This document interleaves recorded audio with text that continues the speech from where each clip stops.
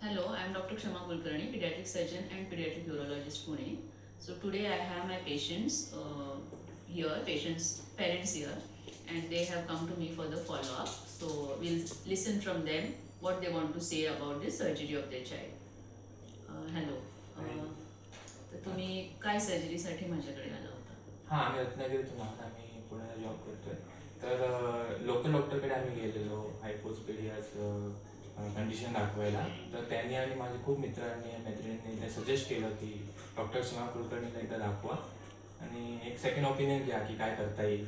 तर आम्ही इकडे आलो हॉस्पिटलमध्ये, तुमच्याशी भेटलो आणि मग तुम्ही जे अटेन्शन टू डिटेल्स जे तुम्ही दिलं आणि आम्हाला समजवलात की कंडिशन काय आहे आणि रिस्क फ्री आहे किंवा तुम्ही कॉन्फिडन्स दिलात आम्हाला, त्याच्यामुळे आम्ही सर्जरीला पटकन हो म्हटलं आणि we carried on with the decision of having surgery from you and we are absolutely satisfied.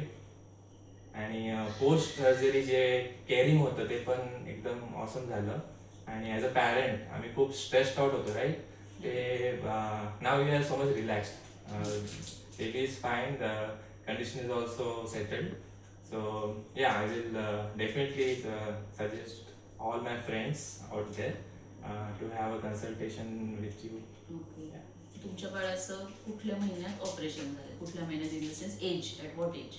1.6 year मध्ये झालंय ते. Okay, so as a urologist, we recommend surgery between 6 months to 9 months of age, up to 1 year of age. Okay. So what you want to tell your friends or other patients की Ah. तुम्हाला थोडासा delay झाला होता, हो, but हो. Everything went वेल. हो.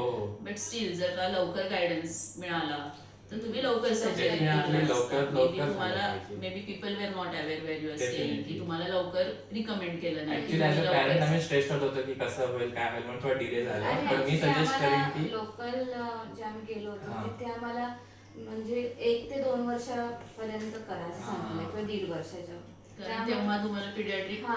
डॉक्टरकडे, paediatric urologist paediatric सर्जनकडे पाठवलं हा. नव्हतं. May be it was adult doctor. हा. मग ते थोडं त्यामुळे डिले झालं. कारण आधी माहित असतं आणि आधी आम्हाला इथलं जर हा. रेफरन्स मिळाला असता तर आम्ही तेव्हाच करून तेव्हाच घेतलं करू असतं. शकतो. तेव्हा कॉन्फिडन्स मिळाला आणि तुमच्याशी लकीली बोलून. आम्हाला आता इथे रेफरन्स मिळाला. कारण हो. आम्ही आधी मी जसं बोलले तुम्हाला आधी एका क्लिनिकमध्ये गेलो होतो मुंबईला, पण तिथे आम्हाला डिटेल्स पण नीट असे नाही मिळाले जेवढे आम्हाला ॲज अ पॅरेंट्स म्हणजे कॉन्फिडन्स पण आला पाहिजे की म्हणजे कसं होईल वगैरे. त्याची रिकव्हरी कशी झाली? एकदम छान. So they were able to manage in the ward.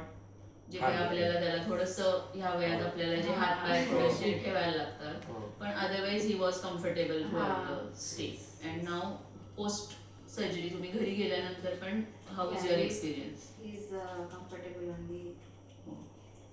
जर No वगैरे pain. सुटली काय टेन्शन नाही. आणि टॉयलेट वगैरे व्यवस्थित होतं. काय problem. Is happy, that is very important. No?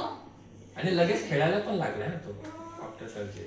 म्हणजे एकदम नॉर्मल असं की पेन होतंय किंवा त्याला काहीतरी वेगळं वाटतं असं काय काहीच नाही. एकदम आपलं आपलं आहे, खेळतोय, एवढी वाटतोय. तुम्ही पेरेंट्सना काय सांगाल बाकीच्या मुलांच्या जे घाबरून जातात की हायपोस्पिडिया सर्जरी त्यांनी आहे? वेळेत करून घ्यावी. वेळेत करून घ्यावं, लवकर लवकर करून घ्यावं, कारण मोठं झाल्यावर थोडे कॉम्प्लिकेशन्स पण येऊ शकतात असं आम्हाला कळलं की आणि लवकर लवकर केलं पाहिजे. डेफिनेटली आणि जे डॉक्टर लहान सांगतात ना असताना- त्या पिरियड मध्ये केलंच हा. पाहिजे. आणि कसं लहान असताना ते लवकर येईल पण होतं परत तेव्हा त्यांना एवढं लक्षात पण ते राहत नाही मोठं झाल्यावर. हां. थँक्यू.